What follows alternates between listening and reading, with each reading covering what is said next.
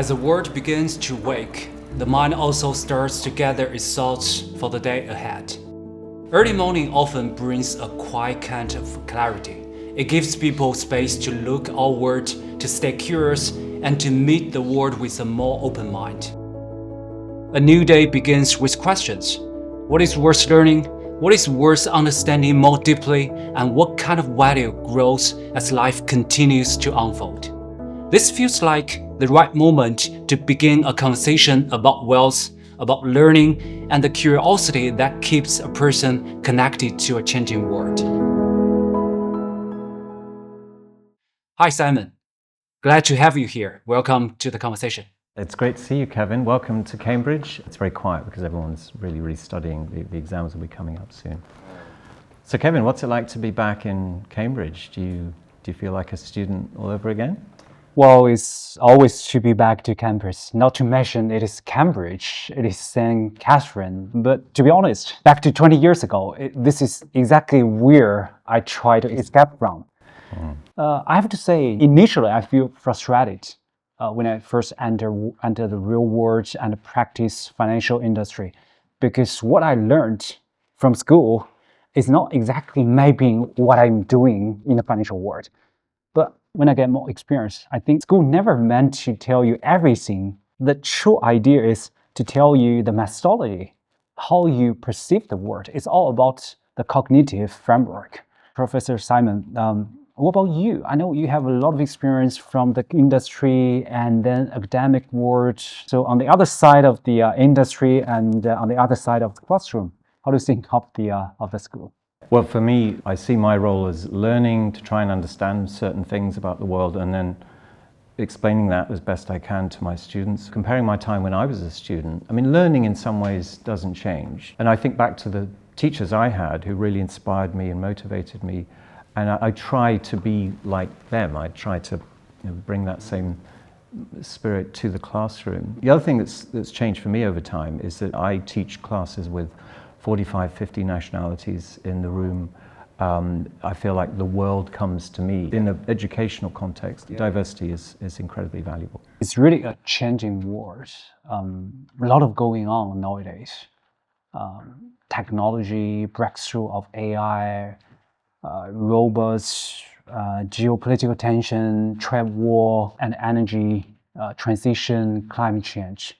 We have a lot of things to deal with facing all those changing worlds. Is there a new area make you more curious again? Well, I think I've always been curious. I think that's what drives me. And even if I somehow ran out of things to be curious about, the world keeps changing, exactly as you say. Indeed. And it creates new questions and problems and challenges, so you become curious again. Back over my academic career, there are two big changes. The first one is the rise, or you could say the return of China as a major economy. It affects the international trade, international financial system. And as an economist, I think all economies, there's some fundamental structural similarities. China works differently from the US, and even the US is a bit different from the UK. Yes. And that's been a really fascinating journey, trying to understand that.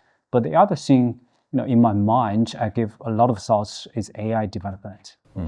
I've been haunted by the idea that whether this time going to be different compared with the Industrial Revolution 200 and 300 years ago, or an internet revolution like 2 decades ago. AI and robotics can essentially, maybe in the near future, to operate automatically without people interfering.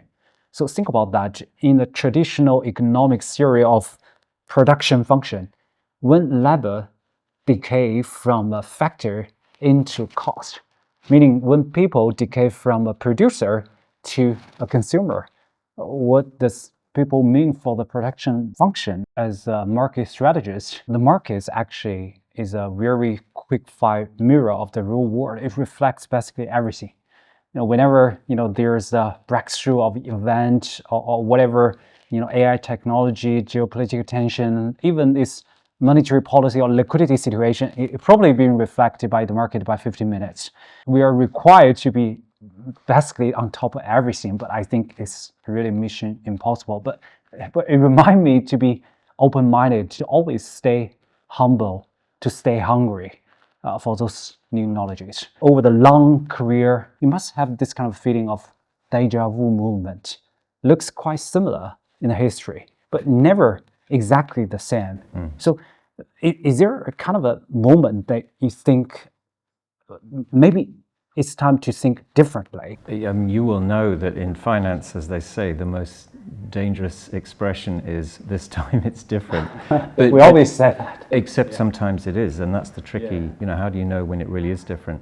And I do think economics is a very useful, powerful framework for thinking about the world, thinking about markets. But it has its limitations. If you're trying to explain why do people behave this way or that way, economics is a good starting point. It doesn't always tell you the whole story.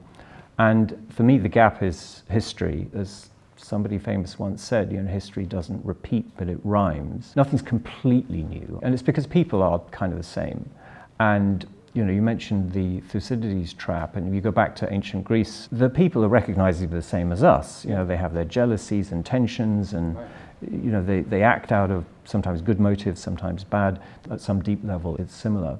And in that sense, history, I hope I become a bit more humble about what we can explain and what we can't, and accepting sometimes we don't really know, or there's more than one explanation. I think the role of the individual against the system is one of the big, insoluble questions. How far can one person or a group of people make a difference? Or do we have these, deep impersonal forces?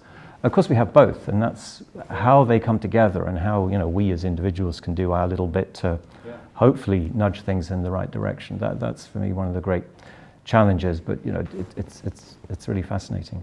Yeah. You remind me that someone say the history of financial market is sort of a secondary, like a chaotic system. It's not like a weather forecasting, just focusing the weather.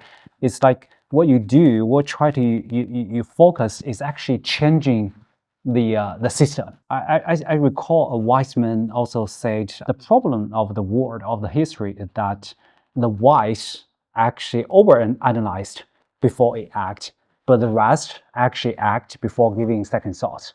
But unfortunately, for most of the history, actually, it's not like a mystery or driven by what people thinking rational, but it's driven by probably pervasive raw irrationality. I realize there's probably an iron law for history, if I can say that, is that something you think is inevitable in hindsight is probably invisible, as you said, when it is happening.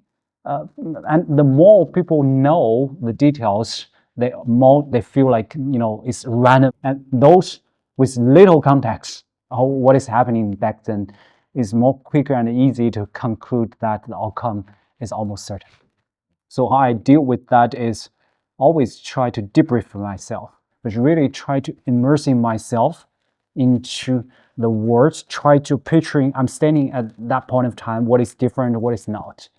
The true underlying driving force. But all in all, what I have to say is the ultimate goal or ultimate wealth for us to learn from the history is that we need to be a lifelong learner and always with curiosity, to stay humble, to stay hungry, so that we can to avoid making more mistakes like people did in history.